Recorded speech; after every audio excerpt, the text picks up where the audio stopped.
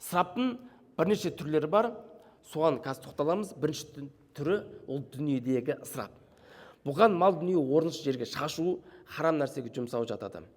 Құран кәрімде Фурқан сүресінің 67 аятында айтады: олар мал дүниені жұмсағанда ысырапта етпейді, сарандықта істемейді, осы екеуінің ортасын ұстайды дейді. Көрдіңіз бе? Нағыз мұсылман не істейді екен? Ысырап жұмсамайды екен. Және сарандықта мүлдем жоқ жұмсамау керек деп сарандықта танытпайды. Осы орта жолды ұстанады екен. Нағыз мұсылман осындай болу керек. Мұсылман баласы сараң болмаймын деп ысырапқа жол беруге болмайды, және де керісінше үнемдеймін деп сарандыққа бой алдырып тастауға болмайды. Ең дұрысы осы жаңағындай орта жолды ұстану керек.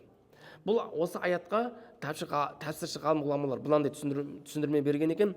Бұл аяттағы ең көркем мағына: адам егер мал мүлкін Алланың разылығынан тыс нәрсеге жұмсаса, бұл ысырап деген. Яғни Алланың разылығына емес, басқа нәрсеге. Құмар ойында, бағана айтқандай, той думандар бәрі осының ішіне кіріп кетеді. Алланың разылығы жоқ бұл жерде. Әшейін ақшаны ысырап ету, бұл ысырап екен. Көрдіңіздер ме? Ал егер Алланың бұйырған нәрселер мал жұмсамайтын болса, бұл сараңдық. Көрдіңіздер ме?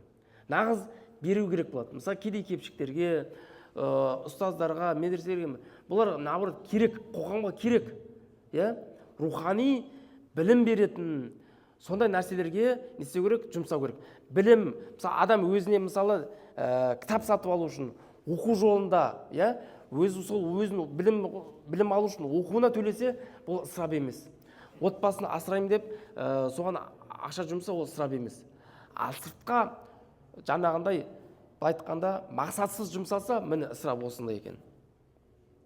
Ал кімде-кім дүние мүлкін Алланың разылығы үшін шариғат еткен жолда жұмсаса, міне осы әділдік деген екен. Көрдіңіздер ме?